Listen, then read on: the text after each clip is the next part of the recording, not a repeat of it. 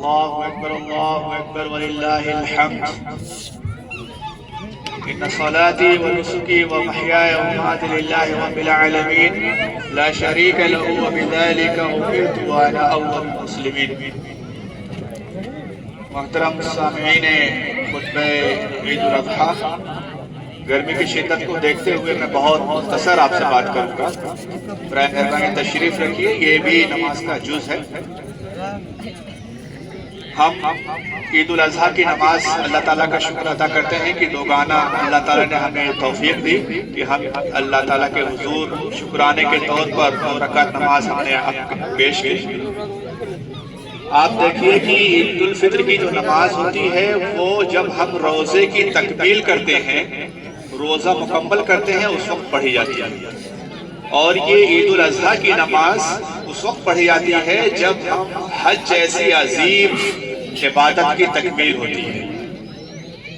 گویا حج کی جو عید الفطر کی نماز کی ابتدا ہم صدقہ فطر سے کرتے ہیں، اور عید الاضحیٰ کی نماز جو ہے ہم قربانی کر کے. یہ گویا ایک اشارہ ہے کہ ہمارے تہوار کیسے ہونے چاہیے. یہ انکلوسیونیس جو سماج کے ہر طبقے کو ساتھ لینے کی جو اس میں دلیل ہے وہ ہم کو سامنے رکھنے چاہیے. ہم صدقہ فطر ادا کرتے ہیں تاکہ ہم سماج کے ہر طبقے کو اپنی خوشیوں میں شریک کر سکیں. ہم قربانی کرتے ہیں اور قربانی کے جانور کا یہ حکم ہے کہ آپ اس کے 3 حصے کر کے ایک حصے غریبوں میں جو مجبور ہیں، جو محتاج ہیں، جو ضرورت مند ہے ان میں تقسیم کریں، ایک حصہ رشتہ داروں میں کریں اور ایک حصہ اپنے لیے بچائیں. یہ روح ہے اسلام کے تہواروں کی. ہم تکبیر تشریق کہتے ہیں فجر کی 9 تاریخ کی فجر سے لے کر کے 13 تاریخ کی عصر کی نماز تک ہم اللہ اکبر لا الہ الا اللہ اکبر وللہ الحمد کی جو تشریق کرتے ہیں، تکبیر کرتے ہیں، اس کی بہت ساری حکمتوں میں سے ایک حکمت یہ بھی ہے کہ اسلام کی جو کبریائی ہے وہ پورے سماج میں قائم ہو. جب ہم یہاں سے جاتے ہیں، جس راستے سے جاتے ہیں، اللہ کی تکبیر و تشریق بیان کرتے ہوئے اس کا حکم دیا گیا ہے تاکہ سماج کے ہر طبقے کو یہ معلوم ہو سکے کہ اللہ بہت بڑا ہے، اللہ کی کبریائی ہے. اور اس کے ساتھ یہ بھی ایک پوشیدہ ہے، راز پوشیدہ ہے کہ جب ہم قربانی کرتے ہیں تو خدا نہ خواستہ نعوذ باللہ ہمارے دل میں یہ خیال آتا ہے کہ ہم قربانی کا ایک بہترین جانور کر رہے ہیں. ہمارا جو بکرا ہے وہ اتنے ہزار کا ہے، اور اتنا نمائش کی جو کوشش ہوتی ہے، جو ہمارے اندر ذرا برابر اس کی رونق آ جاتی ہے، اس کو بھی اس تکبیر تشریق کے ذریعے سے ختم کرنے کی کوشش کی جا رہی ہے کہ بڑائی اور کبریائی صرف اور صرف اللہ کی ذات کو زیب دیتی ہے. الکبر و ردائی کہا اس نے کہ کبریائی جو ہے صرف میری چادر ہے، بندے کو یہ زیب نہیں دیتی ہے. حضرت ابراہیم علیہ السلام کی یاد میں یہ تہوار، یہ عید الاضحیٰ، یہ قربانی کی جاتی ہے. اگر ہم اس کا زندگی کا جائزہ ہے تو بے شمار پہلو ہیں، لیکن آپ دیکھیے کہ حضرت ابراہیم علیہ السلام کی ذات میں جو ہمارے لیے نمونہ ہے وہ یہ ہے کہ کس طرح سے ابراہیم نے اپنے بیٹے کی قربانی پیش کی. ہم کو یہ جائزہ لینا ہے کہ کیا ہم اس پوزیشن میں ہیں.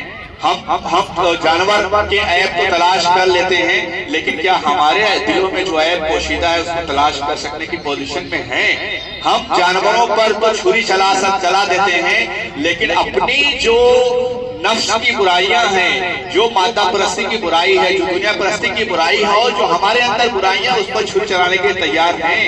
ابراہیم بت شکن تھے.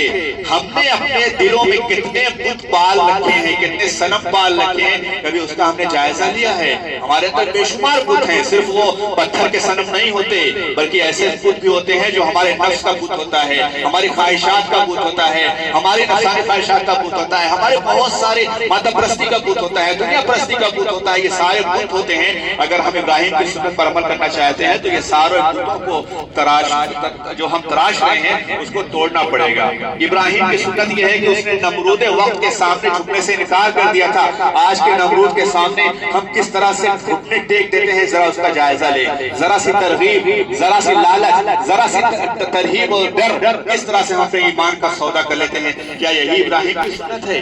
ابراہیم نے اپنے بیٹے کی قربانی پیش کی ہم کن چیزوں کو، اپنی صلاحیتوں کو، اپنے وقت کی، اپنے بیٹے کی، اپنے مال و متا کی، اپنے عزیزوں کی قربانی پیش کرنے کی پوزیشن میں ہیں؟ اگر ہیں تو ٹھیک ہے، تو ہم ابراہیمی سنت کو ادا کر رہے ہیں۔ ابراہیم جب بڑھاپے میں بھی دعا کر رہے ہیں، رب حب لی من الصالحین، رب حب لی من الصالحین، صالح اور نیک اولاد کی دعا کر رہے ہیں۔ ہماری کتنی خواہش ہوتی ہے نیک اولاد کی؟ صرف خواہش ہوتی ہے، اس کے لیے دعا کتنی ہوتی ہے؟ صرف دعا ہوتی ہے، اس کے لیے دوا کتنی ہوتی ہے؟ تربیت کے لیے کیا کیا ہم کرتے ہیں؟ یہ ساری چیزیں سورہ ابراہیمی سے ہم کو ملتی ہیں۔ یہ قربانی ایک مزاج پیدا کرتا ہے، ایک جذبہ پیدا کرتا ہے۔ یہ مزاج اور یہ جذبہ اگر ہمارے اندر پیدا نہیں ہوتا ہے تو یہ صرف جانور کے گردن پر چھری چلا دینا، یہ ہر سال آئے گا اور ہر سال چلا جائے گا۔ ہماری زندگیوں میں اس کا کوئی خاطر خواہ تبدیلی نہیں آئے گی۔ اللہ تبارک تعالیٰ سے میں دعا کرتا ہوں اللہ تعالیٰ ہم کو قربانی کی روح کو سمجھنے اور اس پر اس کے تقاضوں کے مطابق عمل کرنے کی توفیق عطا فرمائے۔ وآخر دعوانا الحمدللہ رب العالمین۔